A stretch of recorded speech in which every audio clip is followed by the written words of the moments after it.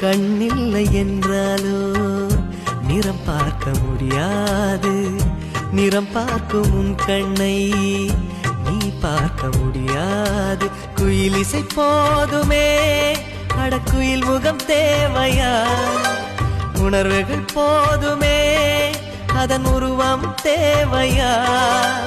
கண்ணில் காட்சி தோன்றிவிட்டால் கற்பனை தீர்ந்துவிடும். கண்ணில் தோன்றா காட்சியில் தான் கற்பனை வளர்ந்துவிடும். பாடல் போல தேடல் கூட ஒரு சுகமே.